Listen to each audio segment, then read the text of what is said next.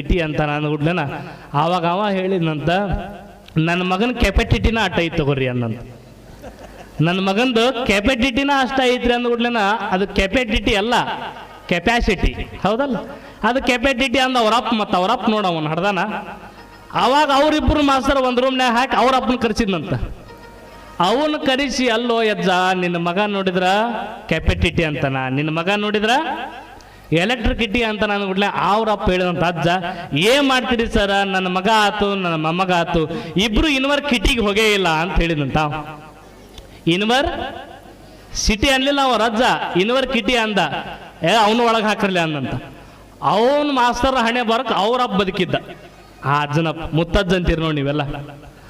ಅವನು ಕರ್ಕೊಂಬಂದಂತ ಮನೆಗೆ ಹೋಗಿ, ಏನೋ ಯಜ್ಜ ನಿನ್ನ ಮಗ ನಿನ್ನ ಮೊಮ್ಮಗ ಮರಿ ಮೊಮ್ಮಗ ಎಲ್ಲರೂ ಹಿಂಗಂತಾರ. ಎಲೆಕ್ಟ್ರಿಸಿಟಿ ಅಂದ್ರೆ ಎಲೆಕ್ಟ್ರಿಸಿಟಿ ಅಂತಾನ, ನೆಕ್ಸ್ಟ್ ಕೆಪಾಸಿಟಿ ಅಂದ್ರ ಕೆಪಾಸಿಟಿ ಅಂತಾನ, ಯೂನಿವರ್ಸಿಟಿ ಅಂದ್ರ ಯೂನಿವರ್ಸಿಟಿ ಅಂತಾನ. ಏನು ಮಾಡ್ತೀನಿ ನೀನು, ಏನು ಸಂಸ್ಕಾರ ಕಲಿಸಿವ್ರಿ ಅಂದ್ಬಿಡ್ಲ.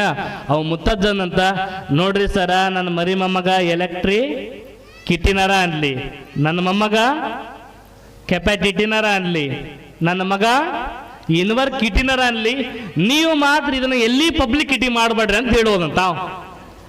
ಕೊನೆಗೆ ಏನಂದವ, ಪಬ್ಲಿಸಿಟಿ ಅದು ಪಬ್ಲಿಸಿಟಿ, ಅದು ಅವಂಗ ಅನ್ನಕ್ ಬರೋದು. ಅದಕ್ಕೆ ನೀವು ಹೆಂಗೆ ಮಾತಾಡ್ತಿರಲ್ಲ ಹಂಗ ನಿಮ್ಮ ಮಕ್ಕಳು ಮಾತುಗಳಿರ್ತಾವು. ಹಾಗಾಗಿ ಆ ಮಾತಿನ ಬಗ್ಗೆ ನಿಗಾ ಇದ್ದಾಗ ಮಾತ್ರ ಬದುಕು ಬಹಳ ಚಂದಿರುತ್ತ. ಮೂಕನಾಗಬೇಕು, ಜಗದೊಳು ಜ್ವಾಕ್ಯಾಗಿರಬೇಕು.